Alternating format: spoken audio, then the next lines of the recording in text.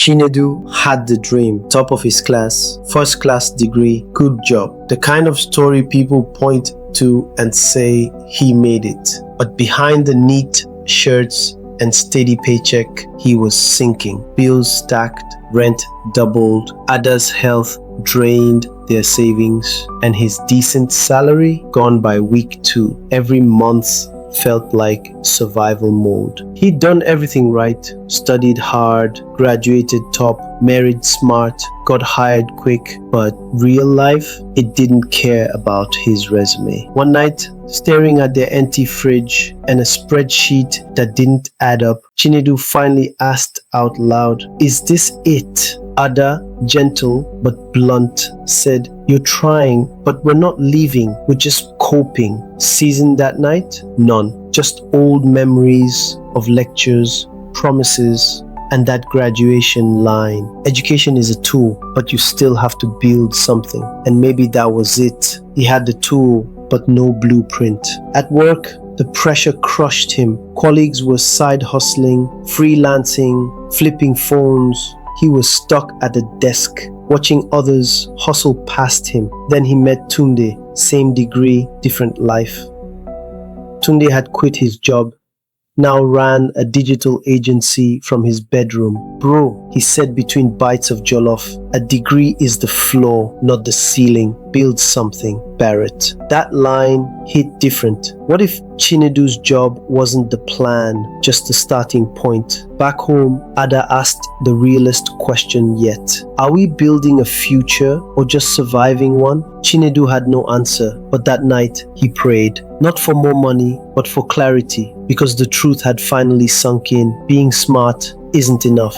It's what you do with it that counts. Chinedu's routine hadn't changed. Wake at 5:30, same bus, same desk, same paycheck, and every month the same magic trick, money in, money gone. But now, Ada's words echoed louder than his alarm. Are we living to survive or building to live? Suddenly, he noticed things. The guy selling online courses, the receptionist running a weekend makeup class, the cleaner's son editing TikTok videos, and earning more in 1 month than his dad did in a year. And the question hit him hard. What am I even good at? He thought he had answers. Top student, smart with numbers. But now, blank. He didn't love accounting. He liked teaching, maybe. He liked writing, maybe. But who paid for maybes? And worse, he felt guilty for even questioning it all. This was the job he'd once prayed for, but that prayer wasn't paying rent or Ada's hospital bills. Then came a quiet Sunday. An old man at church saw through the fake smile. "You know," he said, "when life keeps slapping you, it's not always punishment. Sometimes it's a push." That landed deep. That night, Chinedu grabbed a notebook and scribbled, "What problems can I solve? Family budgeting, interview prep, business, bookkeeping, breaking things down, simply writing relatable stories." It wasn't polished, but it was real. So he started small, a blog, just him and his thoughts. How to budget on low income, 1 reply. Next week, a simple finance guide, 2 replies, tiny sparks, but sparks. He kept writing, on buses, lunch breaks, late nights. It became his rebellion, a quiet fight against a loud world. Ada noticed. One day, she looked up and said, "You've been writing a lot lately. How do you feel when you do it?" He paused. "Alive." She smiled. "Then don't stop." One blog comment changed everything. "This helped me sort my bakery's books. You should charge for this." Charge? It never crossed his mind, but now it wouldn't leave it.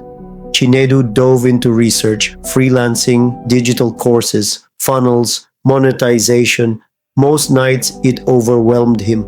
Some nights he quit halfway, but every morning he came back because for the first time it felt like his path. But life wasn't backing down. A new manager at work, more hours, more pressure. Then Ada collapsed. 5 days in the hospital, bills piled, his blog stalled, but something in Chinedu had changed. He wouldn't break this time. He adjusted, woke at 4:30 a.m. to write, took lunchtime calls, accepted small freelance jobs. It wasn't glamorous, it wasn't stable, but it was his, and it was growing. One night, Ada squeezed his hand, tears in her eyes. "You're becoming someone I haven't seen in a long time." "Who?" he asked. "The dreamer I married."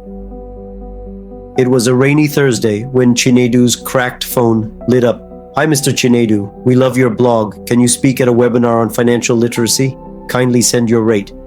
"Rate?" He stared at the message. Someone wanted to pay him to talk. No job title, no formal resume, just him. But he had no rate, no website, no portfolio. He typed slowly, "Thank you. I charge 50,000 naira per session. Let me know your dates." He hit send and almost threw up. Was that too much? Too little? The reply came fast. "That works. Details coming Friday." He sank into his chair, not with relief, but fear. This was real now. The night before, he didn't sleep, wrote, deleted, practiced, panicked. Ada found him staring at his laptop like it owed him rent. She set down Coco beside him. "They invited you," she said. "You belong there." The webinar? A hit. 120 attendees. Dozens of messages. So simple. "Can you coach me? Where can I find more?" He closed the laptop in silence, shaking. Not from fear, from clarity. This wasn't a side hustle. It was a door. But just when you rise, life tests your legs. Next morning at work, a brown envelope. "Your role has been made redundant. 1 month's pay, no warning, no thank you, just goodbye." He was unemployed and expecting a child. Yes, Ada was pregnant, finally, a miracle after years of waiting. And now, this, he couldn't tell her. Not yet. Not when she had just started smiling again. He pretended, said he was working remotely. But Ada saw through it. She took his hand and whispered, "I'd rather face the truth with you than watch you drown in silence." So he told her everything. She didn't flinch. She opened their savings book. "We'll plan from here. 3 months worth of money, 6 weeks till rent, hospital bills looming." But somehow they felt calm, because for once, Chinedu wasn't relying on a job that could vanish. He had something of his own. He went all in, renamed the blog The Budget Fix Guy, launched a basic site, offered virtual budgeting classes. A school hired him. 1 gig paid twice his monthly salary. He used it to buy a second-hand camera and ring light. Started recording short finance videos for Instagram and TikTok. DMs trickled in. "You saved my business. Do you have a course? How can I book you?" But it wasn't smooth. Some videos flopped, algorithms changed, mockery came too. First class to TikToker? You want fame or family? From suit to selfie ring light, even church folks whispered. But he kept going, because purpose was louder than pride. Then, one night, editing a video in the kitchen, his phone buzzed. An email, subject, TEDx speaking invitation. "We'd love to have you," he froze. It was the same TEDx event he once watched as a student. Saying silently, "One day." He walked to Ada, eyes wide. "They see me now," he whispered. She smiled. "I always did." TEDx, that red dot. The stage. The silence that means people are listening. Chinedu stared at the email, alone in his living room. Just months ago, he was refreshing job boards in despair. Now the world wanted his voice, but fear crept in. What if I fail? What if I'm not enough? What if it all disappears? Too many rejections had trained him to doubt even success. Ada saw it before he said a word. "You haven't smiled since you got the news," she said. "I'm scared," he confessed. She didn't flinch, just held his hand and asked, "What do you lose by becoming who you were born to be?" He had no answer. But deep down, he knew. He wasn't begging to be valued anymore. He was building his own worth. No slides, no flash, just his story. From overachiever to overlooked, from broke to breakthrough, from spreadsheets to purpose. He ended the talk with one line. "Don't wait for life to humble you before discovering the gift you should have built all along." Silence, then applause, then floods of messages from teachers, students, single moms, even a retired banker. "I wish someone told me this 30 years ago." But success has shadows. People stole his work, copied his content. Fake accounts impersonated him. Then brands came with contracts, big money, small print. Drop the faith part, make it trendier, water it down. He said no. One major sponsor pulled out. And for a moment, he wondered if purpose was too expensive. Then came the reminder. He was invited to a rural school, half a day's journey. He expected a few students. He met a full village, farmers, teenagers, mothers, fathers, all gathered to hear the man who teaches life after salary.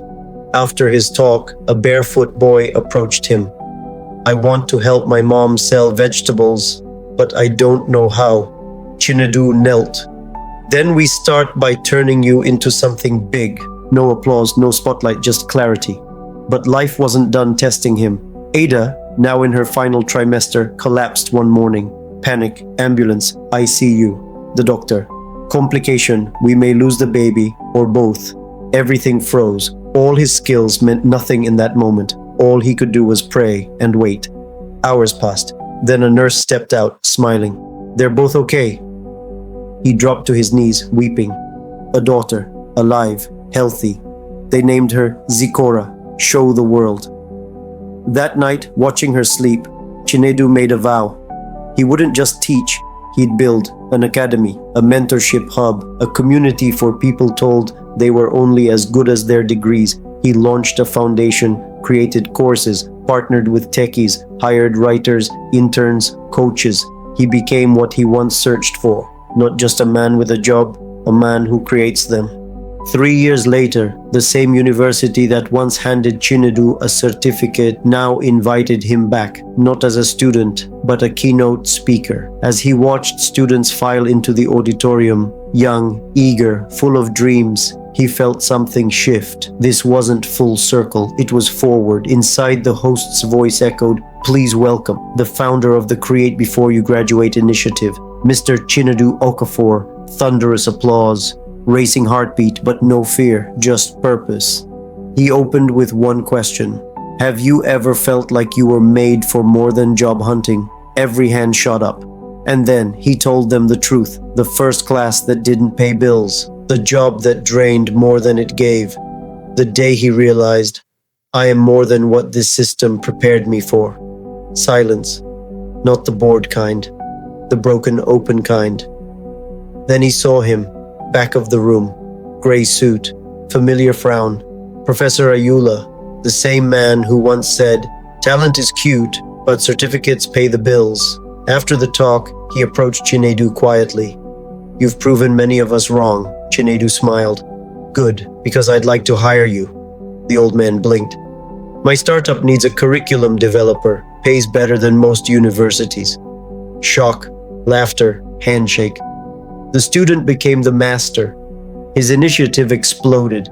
Universities across Africa, Europe, even the US came knocking. 50,000 plus students trained, startups launched, families saved, lives reimagined, but it wasn't always pretty. He faced censorship for speaking about faith, friends who disappeared when his light got too bright, investments that flopped, nights that nearly broke him, but he learned, purpose won't always feel good, but it will always do good.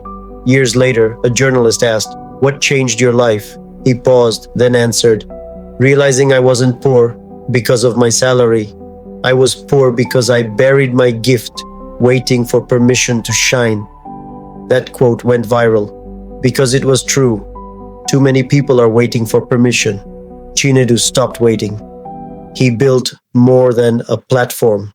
He built a movement. The government invited him to help reform the national curriculum. Entrepreneurship, financial intelligence, skill training, mentorship, no more theory. Real transformation. But he never forgot his roots. He still spoke at rural schools, mentored teens with no clue how gifted they were, ran free workshops for the forgotten versions of himself, Ada. She launched a non-profit for moms who wanted more than survival. Zikora became the face of a viral school campaign. Teach kids to earn, not just to pass. Now, when people ask what he does, he simply says, I help people escape salary slavery by unlocking what God planted in them before the world told them what to chase. And when he ends his talks, he leaves them with this: your certificate is just a paper, but your gift, that's your voice, your truth. Speak it before life shuts you up. Don't wait for your job to fail you. Your gift isn't plan B, it's your real plan. Stop burying it, start building with it. Drop a comment below, "I've been sitting on," then finish that sentence. You just might wake someone else up. And if you felt this story, like, share, subscribe, because someone out there is still waiting to believe in their own gift. Let's help them see it.